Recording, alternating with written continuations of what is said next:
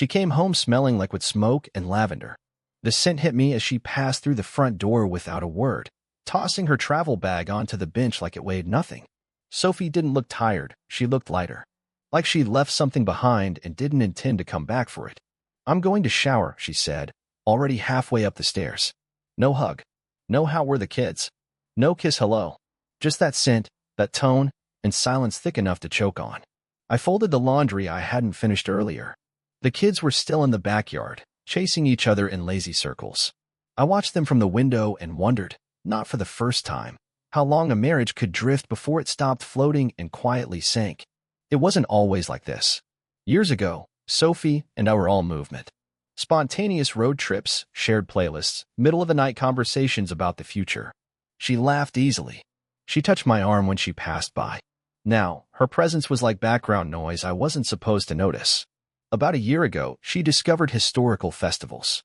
Living history, she called it. Costumes, swordplay, old language, handwritten letters, brass jewelry. She dove in fast. I supported it. At first, she found friends there. A community. It gave her something, she said. "I feel seen," she once told me, as if I hadn't spent a decade looking right at her. I didn't mind the distance, not at first. Everyone needs something of their own. But then it grew. Weekends turned into full weeks. The stories she brought back felt curated, as if told for an audience I wasn't part of. And she stopped looking me in the eye. That evening, after the kids were in bed, Sophie sat on the couch, scrolling her phone. I was across the room, working through invoices on my laptop. She let out a soft laugh, the kind I hadn't heard in months. I glanced up, hoping for a moment of warmth. "Something funny?" She tilted her head, not looking at me. "Just something from the group chat." "Festival people?" She nodded. "They're planning the next gathering already." I hesitated. "You just got back."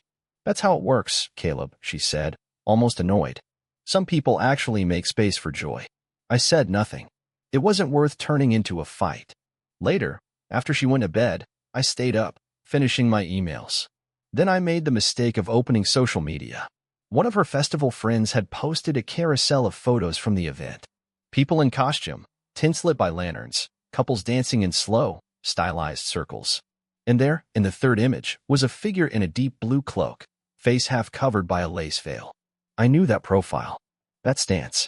Sophie didn't tag herself, but the caption read, "Lady Sophiella returns with that unmistakable grace." I stared at it longer than I should have. The lighting was soft, her face blurred slightly in motion. But it was her. The same earrings. The same ring on her right hand. The one I gave her for our 7th anniversary. And the way she stood, her body angled toward the man beside her, said more than any caption ever could. I closed the tab. Not because I didn't want to see more, but because I wasn't ready for what I already saw. I lay in bed beside her later, staring at the ceiling. Her breathing was steady, peaceful. That scent still lingered, with smoke and lavender. Like something distant, old, romantic in a way I no longer recognized. And for the first time in years, I didn't wonder if she loved me. I wondered who she had become when I stopped trying to follow.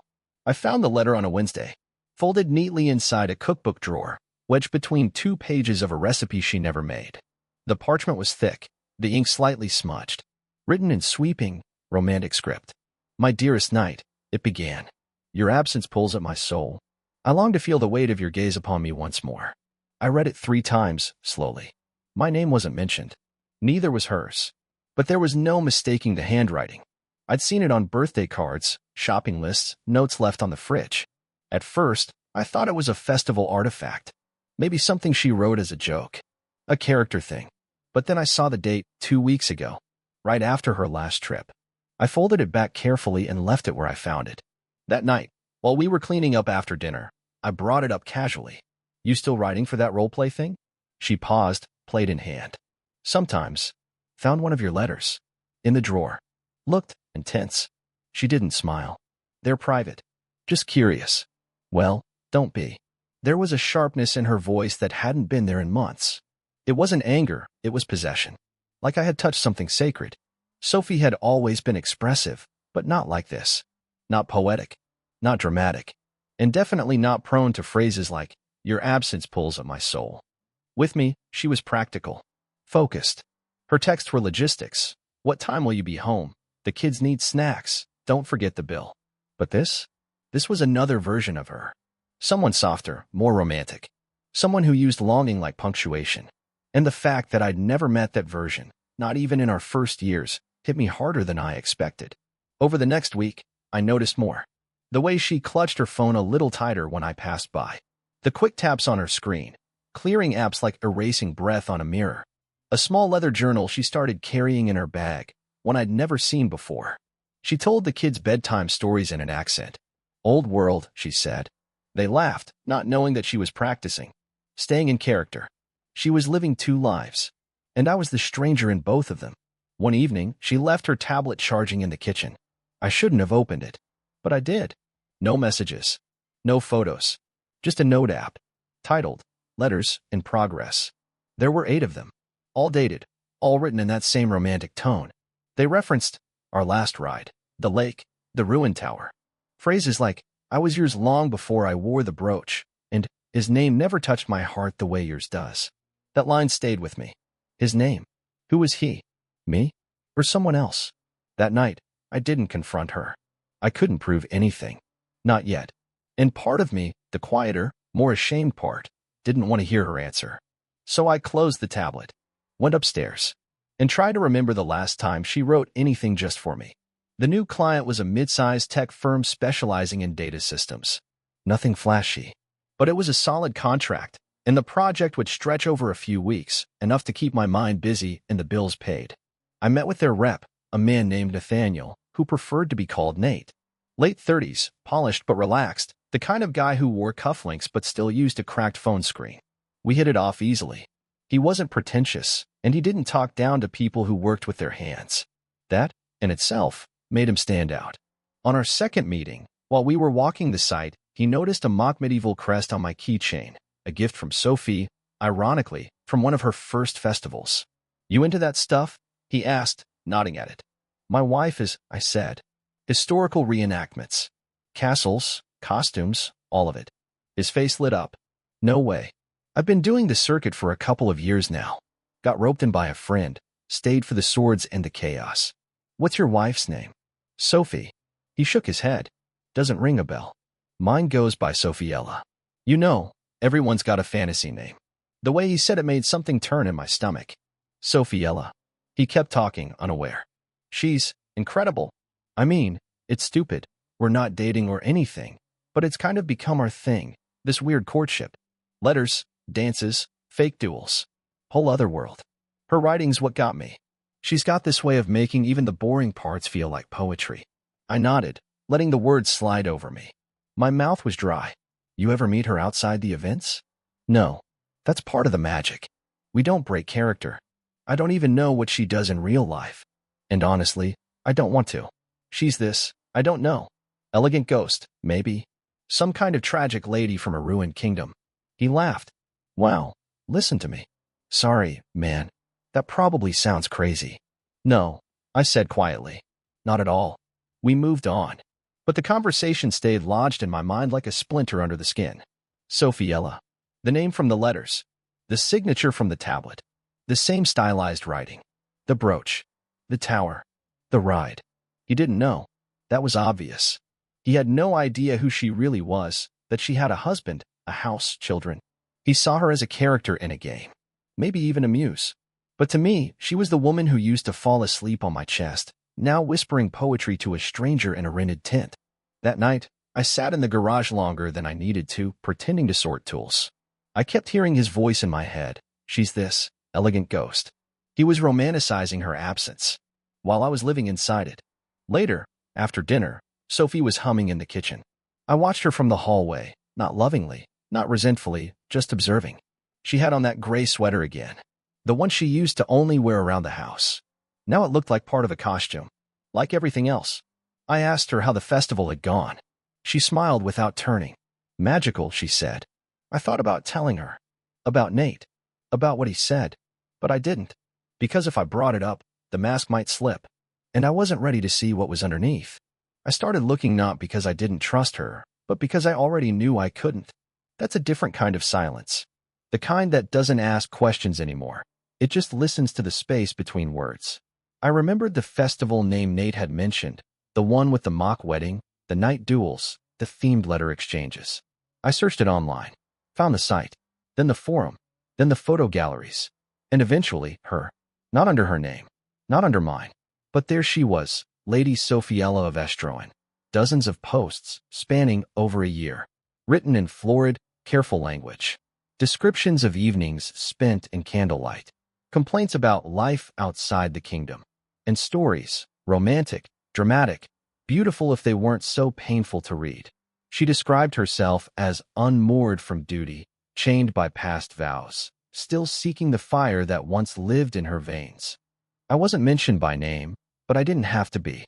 She talked about a home where silence wore armor, about the quiet man who speaks and nods, never in flame, about dinners that feel like diplomacy. Every metaphor, every scene, it was our life, rewritten in fantasy. And every line carried the same message. I wasn't enough. I had never been enough. What hit harder was the way others responded, encouraging her, praising her writing, telling her she deserved more. One of them, a user with a crest similar to Nate's, replied, "No kingdom deserves a ghost. If he cannot ride beside you, he should step aside." That one stayed with me. At night, I kept the discoveries to myself. She was softer now, probably didn't know I had found her world. She made tea more often, lit candles at dinner. Not for me, I realized, for the mood, for the atmosphere, for the echo of Estroen, alive in our kitchen. She began wearing that pendant again, the antique one with the red stone. It showed up in her photos. It had a story now, according to her posts, a gift from a knight who swore an oath under moonlight. I'd bought it at an antique market for our 5th anniversary. No moonlight, just a credit card and a vendor eating peanuts. But she had rewritten it. She wasn't erasing me. She was converting me, dismantling what we had and melting it down into myth. One evening, she was away again, another festival. I sat alone in the living room, scrolling through her profile. She had uploaded a new letter, addressed to the flame beneath the mask. It began, "When I walk into that house, I leave you behind. I fold you like a letter and tuck you into my chest, so no one can read you in my eyes." She was talking about him. Not me. Not us. Him. The next day, I backed up every post, every letter, every image she'd uploaded under Sophiella. Not out of anger. Not for confrontation. But because I needed to know what story she was telling, and where mine had been replaced. The printer never worked when I needed it. It groaned, jammed, overheated. But that night, it was quiet. Steady. Like it understood. Page after page slid out. Screenshots, letters, forum posts, images. I printed them all. Every love note she'd written to him. Every caption. Every comment thread. I didn't rush. I read each one as I printed, not to remind myself of what I'd lost, but to remember what I was about to do. In the beginning, I told myself it was about truth. But as I kept going, I realized it wasn't about truth. It was about her fantasy and mine. Hers, to escape. Mine, to pretend I hadn't already known. I bound the pages into a folder. Black leather, no markings. Then I began writing. The letters were short. Not poetic, just honest. From a man she forgot existed. I wrote them in the style she used. Curved phrases, soft metaphors. But the content was different. There was no begging, no longing, just clarity. You gave him the sky because I kept the lights on inside the house. You called him brave for standing in a field. I stood beside you when you couldn't stand at all. You loved me only when I wasn't looking. And when I turned back, you had become someone else. Each letter signed the same way. Lord Caleb, of House Forgotten. I folded them, sealed each with a wax stamp I found at a craft store. I could have emailed them, could have thrown the folder in her face. But no, this was for her world, her language. She wanted a night. I'd show her what a cold blade felt like, without ever raising my voice. The next time she left for a festival, I said nothing. She packed her cloaks, the red pendant, a new notebook, kissed the kids, told me not to wait up. I watched her leave, then went to the attic, pulled down the old trunk she used for costumes. I found her festival robe and slid one of my letters into the inner pocket, then another into her writing journal. I placed the black folder beneath her rolled tapestry. She wouldn't notice until she unpacked at the sight, and by then, it would be too late to pretend she hadn't read them. That night, I made dinner for the kids, played cards with Jack. Emma asked if Mom would be back soon. "She's at her kingdom again," I said. Emma tilted her head. "Does that make you the king?" I smiled, not bitterly, just tired. Not anymore, sweetheart. I stayed up late, waiting. Not for her, but for the version of me that would come next. When the printer finally cooled and the ink ran dry, I sat back in the dark. The folder was ready. The letters were placed. The armor had never been real. But what came next would cut deeper than steel. 2 weeks later, Sophie announced it casually over breakfast. They're holding a showcase here next weekend. A real one. Open to the public. I poured syrup over Jack's pancakes. Sounds big. She smiled to herself. There's going to be a symbolic wedding reenactment. You know, old vows, ceremonial roles, all that. Just for fun. I didn't ask who the bride and groom were. She didn't offer. But her eyes lingered too long on the pendant around her neck. And the way she brushed her hand along her notebook said everything I needed to know. That evening, when she left the kitchen, I opened her bag and flipped through the notebook. Pages filled with flourished handwriting, rehearsal lines, old phrases repeated like incantations. And one name written over and over in the margins, Sir Nathaniel of the Glen. Not Nate. Sir Nathaniel. I closed the book. The plan didn't need revising, just sharpening.